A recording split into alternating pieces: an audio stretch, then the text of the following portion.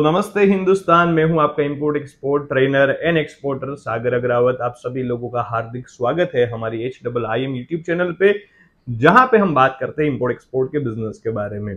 आज की वीडियो का टॉपिक है why people fail in export business. ज्यादातर लोग इंपोर्ट एक्सपोर्ट के व्यापार में आते हैं तो उसमें से ज्यादातर लोग फेल क्यों हो जाते हैं, मतलब एक्सपोर्ट नहीं कर पाते, बिजनेस आगे नहीं चला पाते, तो उसके पीछे का रीजन क्या है।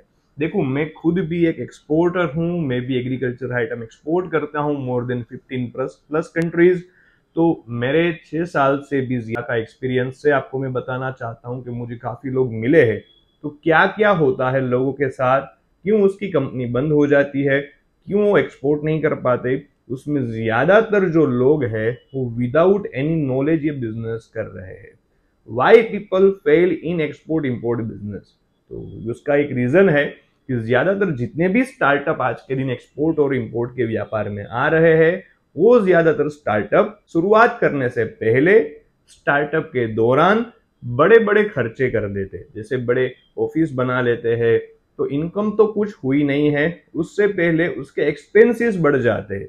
तो कोई भी व्यापार आप शुरू करो, सिर्फ मेरा इतना सजेशन है आप लोगों को कि बड़े ऑफिस बनाने से, बड़े कंपनी के नाम रखने से, एम्प्लॉय रख देने से आपका बिजनेस नहीं चलेगा। जैसे मैंने भी अपने धंधे की शुरुआत, एक्सपोर्ट की शुरुआत मैंने अपने घर के नाम से की थी। मेरे पास ऑफिस भी नहीं थे, एम्प्लॉयज भी नहीं थे, कोई बड़ा ब्रांड भी नहीं था, नाम भी नहीं था, तो मैं सर्वाइव कर पाया क्योंकि मेरा इनकम भले ही शुरुआत में कुछ ना हो, पर मेरा एक्सपेंडिचर भी सामने कुछ नहीं था, तो मैं सर्वाइव कर पाया। पर आज के दिन ज्यादातर लोग एक्सपोर्ट के व्यापार में जो आ रहे हैं वो एक्सपेंस ज्यादा कर रहे हैं, क्योंकि धंधे में पहले तो इनकम कुछ नहीं होती, 2-3 साल तक आपको बिजनेस को देना पड़ता है, फिर जाके बिजनेस आपको कुछ देता है। तो ज्यादातर एक्सपोर्ट की कंपनीज जो वो लोग खोलते हैं उसमें एक्सपेंस ज्यादा कर देते हैं। हर महीने उसकी तारीख आ जाएगी तो उसके रेंट देने पड़ेंगे, एम्प्लॉयज की सैलरीज देनी पड़ेगी, पर सामने इनकम नहीं हो रही है, तो विद इन 6 मंथ्स आपकी कंपनी बंद हो जाती है। और ऊपर से दूसरी चीज जो कॉमन है वो होती है बायर फाइंडिंग। लोगों को बायर नहीं मिलते, तो उसके पीछे भी काफी रीजन है, क्योंकि बायर फाइंड करने से पहले एक स्टेप आता है जो लोगों को पता नहीं है। वो स्टेप क्या है? इंपोर्ट एक्सपोर्ट बिजनेस की पूरी साइकिल को समझना। अगर आपको प्रोसीजर के बारे में नहीं पता, अगर आपको कैलकुलेशंस के बारे में नहीं पता, आपको डॉक्यूमेंटेशन के बारे में नहीं पता, और आपको कोई भी क्लाइंट अगर मिल भी जाए, शायद आपको कोई भी कस्टमर क्लाइंट्स मिल भी जाए, तो वो क्लाइंट्स लेके आप एक्सपोर्ट नहीं कर सकते। रीजन क्या है? क्योंकि वो क्लाइंट को आपको कोटेशन देना पड़ता है और आपके पास नॉलेज नहीं होता, तो आप अपना कोटेशन उसको राइट कोटेशन नहीं दे पाओगे, बायर एक्सेप्ट ही नहीं करता आपके ऑर्डर को, और आपका बिजनेस ही नहीं होता। ज्यादातर इंपोर्ट एक्सपोर्ट के व्यापार में लोग कंपनी बनाने के बाद पहला काम करते हैं, वो करते हैं बायर फाइंडिंग का, जो गलत स्टेप है। मैं आपको बताता हूं मेरे एक्सपीरियंस से।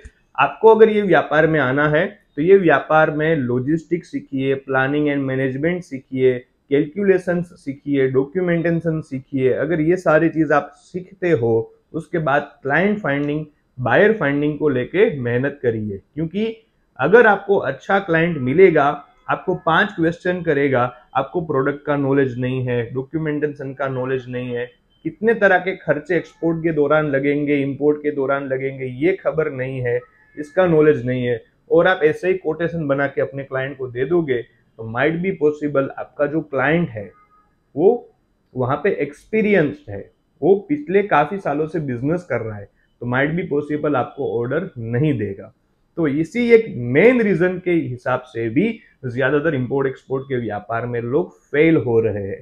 तो मेरी तरफ से आप लोगों को क्या सजेशन है? मेरी तरफ से आप लोगों को ये सजेशन है कि ये बिजनेस में आना चाहते हो तो कोई भी बड़े एक्सपेंसेस मत करो शुरुआत में। अगर हो सके तो अपने घर के नाम से कंपनी रजिस्टर्ड करो, अपने घर से नाम से अपना बिजनेस शुरू करो, अपना धंधा शुरू करो, ताकि हर महीने आपके एक्सपेंसेस कुछ इतने ना आए।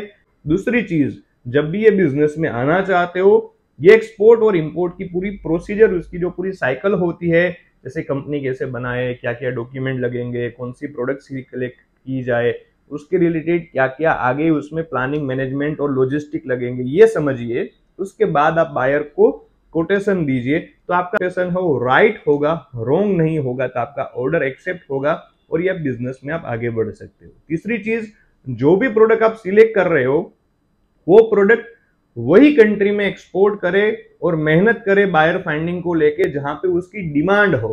तो ज्यादातर लोग क्या करते हैं, प्रोडक्ट सिलेक्ट करके पूरी दुनिया में घूमते हैं, यहाँ पे कोटेशन देंगे, वहां पे कोटेशन देंगे, वहां पे बायर ढूंढेंगे, यहाँ पे बायर ढूंढेंगे, पर ऐसा नहीं होता।